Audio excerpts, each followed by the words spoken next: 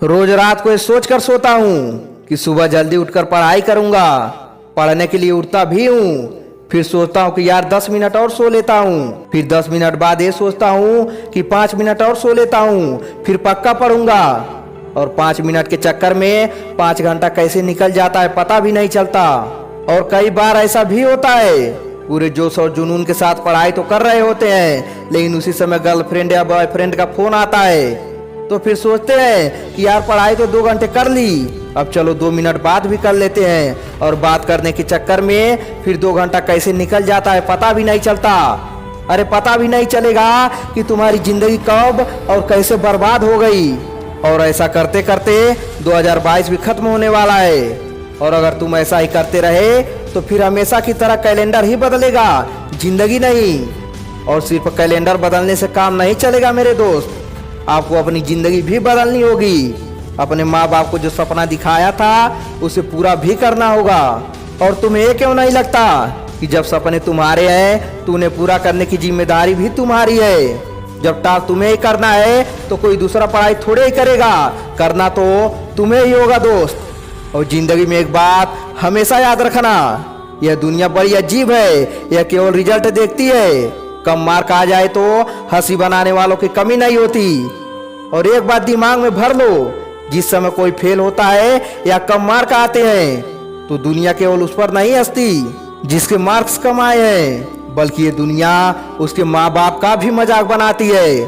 तो क्या तुम अपने माँ बाप का मजाक बनवाना चाहते हो? अरे सुनो दोस्त सुनो, ऐसा कभी मत होने देना।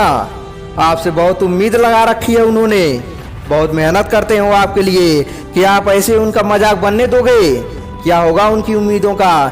जागो दोस्त जागो और लग जाओ आज से ही पढ़ाई में। आज ही टाइम टेबल बना लो और पढ़ाई शुरू करो। अरे क्या कह दिया मैंने, टाइम टेबल का नाम ले लिया?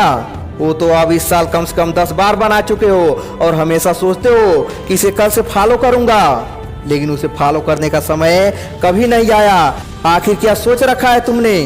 सुनो एक कड़वी बात बताता हूँ, अगर यह सोच रखा है ना कि तुम्हारे माँ बाप के पास बहुत पैसा है, तो अगर तुम असफल हो जाओगे तो तुम्हारी जिंदगी तो उन पैसों से कट जाएगी।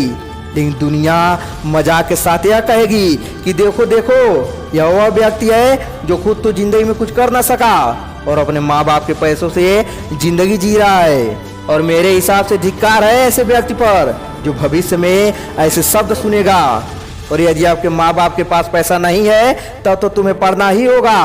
अपने लिए ना सही, अपने माँ बाप के लिए पढ़ो, कुछ ना हो तो अपने दुश्मन के लिए पढ़ो जो आपको जीवन में नीचा दिखाना चाहता है। आप पढ़ो और उसको मुंह तोड़ जवाब दो।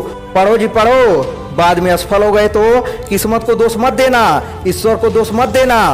पढ़ना शुरू तो करो, मन लग जाएगा। अगर समस्या आ जाए तो समय समय पर मोटिवेशन लेते रहना। पढ़ लो तो सोने से निखर जाओगे, वरना रेत की तरह बिखर जाओगे। और लास्ट में बस यही 4 लाइनें कहना चाहूंगा कि यह सफलता एक चुनौती है, इसे स्वीकार करो। क्या कमी रह गई देखो और सुधार करो। जब तक न सफल हो नींद चैन को त्यागो तुम, संघर्ष का मैदान छोड़कर मत भागो तुम।